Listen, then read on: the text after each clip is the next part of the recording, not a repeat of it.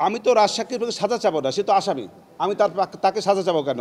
আমার আসামিদেরকে ভর করে নিজে বাঁচার জন্য সেই নিজেকে অ্যাপ্রুভার ডিক্লেয়ার করেছে। আজকে প্রকৃতপক্ষে রায়ের দিনের জন্য দিন ধার্য হয়েছে, সেটি 17 তারিখে, আগামী 17 তারিখে। 17 তারিখে দিন ধার্য হয়েছে রায়ের জন্য। আমার প্রত্যাশা আমার ক্লায়েন্টরা খালাস পাবে, এটা আমি বিশ্বাস করি, আমার প্রত্যাশা এটা। এবং আমি লার্নেড ট্রাইব্যুনালের সকল জাজেসবৃন্দকে আমি ধন্যবাদ জানাই যে তারা অতি কষ্ট করে এই মামলাটা সাক্ষী জবানবন্দি জেরা সমস্ত কিছু সমাপ্ত করেছেন এবং তৎপরবর্তীতে রায়ের জন্য দিন ধার্য করেছেন, এই জন্য তাদেরকে আমার ধন্যবাদ। আর কেন আমি প্রত্যাশা করি সেটা বিভিন্ন সময় আমি বলেছি। আমি মনে করি যে আমার সাক্ষীর যে সমস্ত জবানবন্দি হয়েছে তার প্রেক্ষাপটে যে সকল জেরা হয়েছে, জেরার প্রেক্ষাপটে বিভিন্ন সময়ে বিভিন্ন সাক্ষীদের কাছ থেকে আমি বিভিন্ন রকমের গুরুত্বপূর্ণ বেশ কিছু তথ্য সাক্ষীর মাধ্যমে আনতে সক্ষম হয়েছি। সব কিছু মিলিয়ে দালিলিক সাক্ষ্য সেসব জায়গায় আমি কন্ট্রোভার্সি ক্রিয়েট করার চেষ্টা করেছি এবং বিভিন্ন সময় দালিলিক সাক্ষীর উপরেও কন্ট্রোভার্সি ক্রিয়েট হয়েছে বলে আমি বিশ্বাস করি। সব কিছু মিলিয়ে আমি বিশ্বাস করি আমার আসামিদ্বয় খালাস পাবে।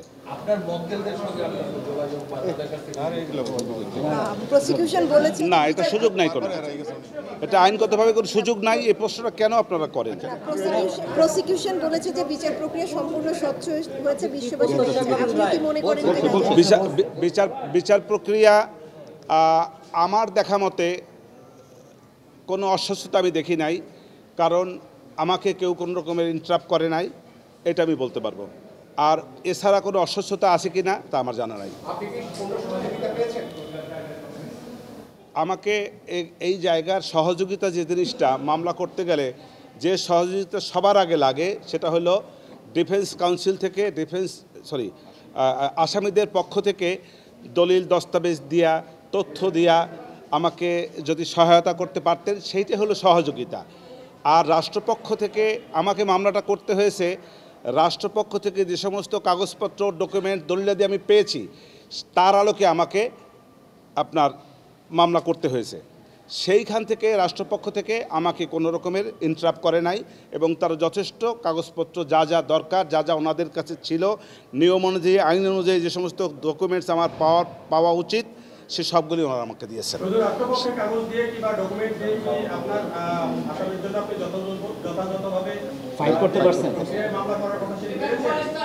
আমি আমার সীমাবদ্ধতা থেকে আমি চেষ্টা করেছি, যথেষ্ট চেষ্টা করেছি।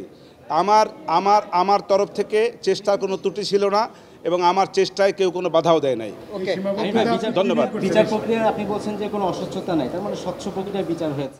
আমি তো দেখি নাই।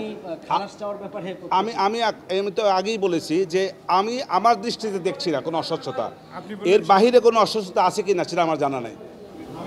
আপনি বললেন সীমাবদ্ধতা থেকে আমি চেষ্টা করেছি, সীমাবদ্ধতাটা ওইটাই যে আসামি উপস্থিত থাকলে যে সমস্ত সুযোগ সুবিধা পাওয়া যায়, যে সমস্ত ডকুমেন্টারি এভিডেন্সেস হয়তো আমাকে ওনারা দিতে পারতেন, সেই সবগুলি দিয়ে আমি ফাইট করতে পারতাম, সেগুলো তো পারছি না। ওনার তথ্য দিয়ে সাহায্য করতে পারতেছেন। রাষ্ট্রপক্ষ এক জায়গায় কোনো একটা ঘটনায় তারা যেভাবে বর্ণনা করেছে, এই বর্ণনার বাইরেও হয়তো কোনো বর্ণনা থাকতে পারে, পিছনেও কোনো বর্ণনা থাকতে পারে, সেই সবগুলোতে আমি পাইনি। অতএব এই জায়গাটা থেকে আমার কিছু মানে সীমাবদ্ধতা ছিল। সেই সীমাবদ্ধতা আমার ক্লায়েন্টরা অনুপস্থিত থাকার কারণে। তাহলে আপনার ক্লায়েন্টরা উপস্থিত থেকে ফাইট করলে মামলার রেজাল্টটা অন্যদিকে আরও ভালো হয়। মামলার রেজাল্ট তো হয় না এখন, এটা কেন বলছেন? ভালো হতে পারে আমার আমার ট্রায়ালটা, আমার বিচার প্রক্রিয়াটা, আমার সাক্ষীদের জেরা জবানবন্দিটা হয়তো আরও বেটার হতো, আরও বেটার হতো। আপনার মন্তব্য কি আমির ভাই? রাজসাক্ষীর কিন্তু সাজা চায়নি রাষ্ট্রপক্ষ। আমি তো রাজসাক্ষীর প্রতি সাজা চাবো না, সে তো আসামি। আমি তাকে সাজা চাবো কেন? আমি তো তার কথা বিভিন্ন জবানবন্দিতে আমি বলেছি বিভিন্ন সময় যে সে তার নিজেকে বাঁচার জন্য আমার আসামিদেরকে ভর করে নিজে বাঁচার জন্য সেই নিজেকে অ্যাপ্রুভার ডিক্লেয়ার করেছে।